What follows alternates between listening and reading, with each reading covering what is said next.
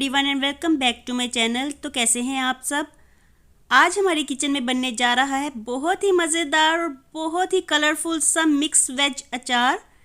तो इसी की तैयारियां जारी हैं। मैं डाल रही हूँ गाजर, मूली, नींबू और हरी मिर्चों का अचार।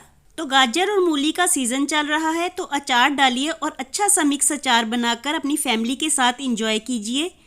तो यहाँ पे मैं मूलियों को पील ऑफ कर लूँगी। पील ऑफ करने के बाद मैंने मूलियों को कट कर लिया। मूलियों को कुछ इस तरह से कट करना है कि इनके टुकड़ों को ज़्यादा बारीक नहीं करना, वरना फिर अचार क्रिस्पी नहीं होगा और ज़्यादा ही गल जाएगा। तो हम मूलियों को कुछ ऐसे काटेंगे कि उनके टुकड़े ज़रा मोटाई में होंगे। तो यहाँ पे मैंने मूलियों को कट कर लिया और अब मैं गाजरों को पील ऑफ करने के बाद कट कर लूँगी। गाजरें कुछ इस तरह से हमें लेनी है कि वो पतली हो और ज़्यादा मोटी ना हो, क्योंकि मोटी गाजरों में उनके अंदर का पार्ट हार्ड होता है और उसका कोई जायका भी नहीं होता। तो आपने अचार डालने के लिए जो गाजरें लेनी हैं वो पतली पतली सी होनी चाहिए, और अगर मोटी गाजरें हों तो उनका अंदर का येलो और वाइट पार्ट जो होता है वो निकाल दें।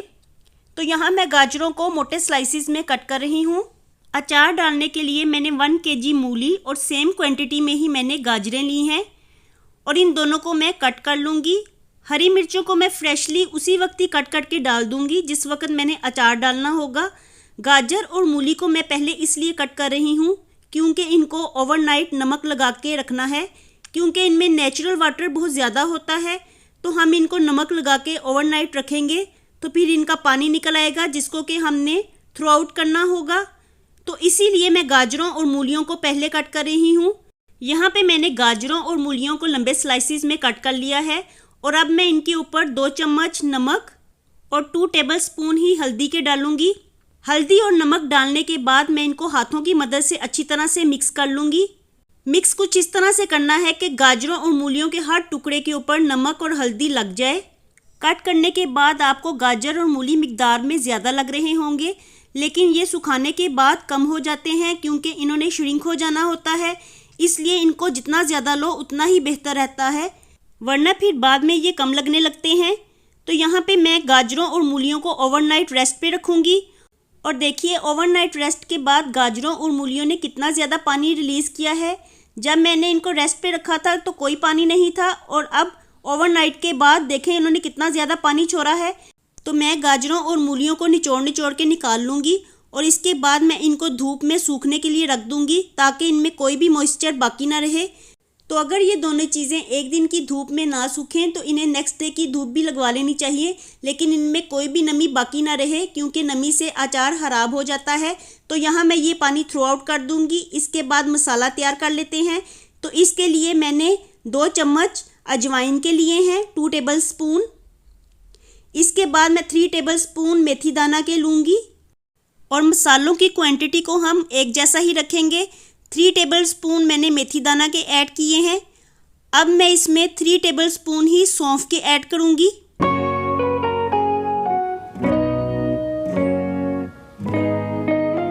अब मैं 2 टेबलस्पून मस्टर्ड सीड्स यानी राई के ऐड करूँगी। राई ऐड करने के बाद मैं इसमें 3 टेबलस्पून सूखा धनिया ऐड करूँगी, साबुत सूखा धनिया। 2 टेबलस्पून मैं ज़ीरा ऐड करूँगी। ज़ीरा ऐड करने के बाद 1 टेबलस्पून मैं साबुत काली मिर्च के ऐड कर रही हूँ। तमाम मसालों को मिक्स करके मैं इनको गरम तवे पे हल्का सा भून लूँगी। तवा अच्छी तरह से गरम होना चाहिए, लेकिन फ्लेम ऑफ हो। तो गरम तवे पे डाल के मसालों को भून लेने से इनमें बड़ी अच्छी सी खुशबू आने लगती है और फिर अचार बड़ा मज़े का बनता है। तो देखिए यहाँ पे गाजर और मूली अच्छी तरह से ड्राई हो चुके और अब मैं लेमन को कट कर लूँगी। तो लेमन को हम 2 टुकड़ों में या 4 टुकड़ों में, जैसी हमारी मर्ज़ी हो, अपनी मर्ज़ी के मुताबिक हम लेमन को काट लेते हैं। तो इससे कोई फ़र्क नहीं पड़ता कि लेमन को 2 टुकड़ों में काटें या 4 टुकड़ों में, डालना तो हमने अचार ही होता है। तो ये आपकी मर्ज़ी पे डिपेंड करता है। लेमन कट करने के बाद मैं हरी मिर्चों को कट कर लूँगी, और हरी मिर्चों को कट करते हुए मेक श्योर कीजिए कि ये अच्छी तरह से खुश्क होनी चाहिए, यानी इन पे कोई भी नमी ना हो। तो हरी मिर्चों को मैं दरमियान में से एक कट लगा लूँगी।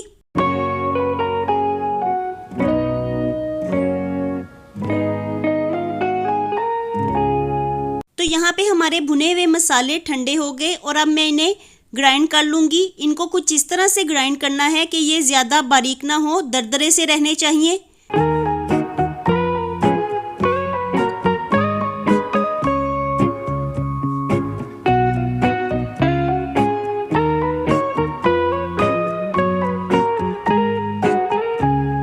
और अब अचार डालने का प्रोसेस स्टार्ट करते हैं और मैं ग्राइंड किए हुए मसालों में नमक ऐड कर रही हूँ।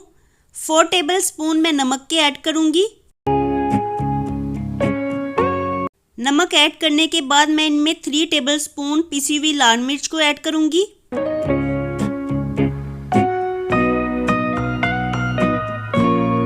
टू टेबलस्पून मैं इसमें हल्दी को ऐड कर रही हूँ।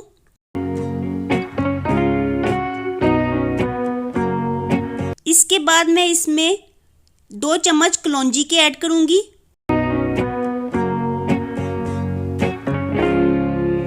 और फिर सब मसालों को अच्छी तरह से मिक्स कर लूंगी। जब सब मसाले मिक्स हो जाएंगे तो मैं इसमें 500 ml मस्टर्ड ऑयल ऐड करूंगी। मस्टर्ड ऑयल यानी सरसों का तेल मैंने ऐड किया है, तो मैं इसको पहले हल्का सा गर्म कर लूंगी क्योंकि कच्चे ऑयल का जायका कड़वा होता है, तो हर किसी को कड़वा ऑयल पसंद नहीं आता, तो गर्म करने से इसमें कड़वाहट ख़त्म हो जाती है। और अब मैं सब वेजिटेबल्स को इसमें डाल के अच्छे से मिक्स कर लूँगी। और मिक्स कुछ इस तरह से करना है कि गाजर, मूली और सब वेजिटेबल्स के ऊपर मसाला अच्छी तरह से लग जाए। ये अचार बहुत मज़े का बनता है और ब्रेकफास्ट में अगर इसे पराठे के साथ खाया जाए तो मज़ा और भी ज़्यादा आता है। तो अचार डालने के बाद हम इसे 5 से 7 दिन के लिए धूप में रखते हैं, तो फिर इसे यूज़ किया जा सकता है। और ये अचार बिल्कुल ख़राब नहीं होता क्योंकि इसमें लेमन डल जाते हैं, तो ये प्रिजर्वेटिव्स का काम करते हैं। 5 से 7 मिनट के लिए हम अचार को अच्छी तरह से मिक्स करेंगे क्योंकि इस तरह मिक्स करने से हर टुकड़े के ऊपर मसाला लग जाएगा। लास्ट में मैं इसमें 3 टेबलस्पून सिरका ऐड करूँगी। सिरका अचार को ख़राब नहीं होने देता और इसमें से स्मेल नहीं आती और अचार लंबे अरसे तक चल सकता है। 4 से 5 महीने या इससे भी लंबे अरसे तक ये अचार यूज़ किया जा सकता है। तो अचार डालने का सारा प्रोसेस कंप्लीट हो चुका और देखिए ये देखने में कितना मज़े का लग रहा है। तो कैसी लगी आपको मेरे मिक्स वेज अचार की ये रेसिपी, मुझे कमेंट्स बॉक्स में ज़रूर बताइएगा।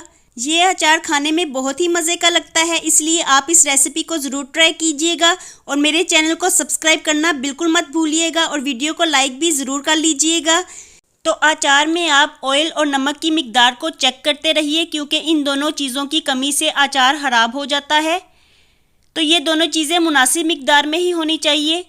और अब हम इसे जार में डाल लेंगे और इसके लिए शीशे, प्लास्टिक या मिट्टी का जार यूज़ किया जा सकता है। तो जार में डालने के बाद मैं इसके ऊपर मस्टर्ड ऑयल डाल दूँगी। तो कैसी लगी आपको मेरे मिक्स वेज अचार की ये रेसिपी, मुझे कमेंट्स बॉक्स में ज़रूर बताइएगा और इस रेसिपी को भी ज़रूर ट्राई कीजिएगा। पसंद आए तो वीडियो को लाइक और चैनल को सब्सक्राइब ज़रूर कीजिए। मैं मिलूँगी आपसे दोबारा with the new recipe. Bye bye and take care.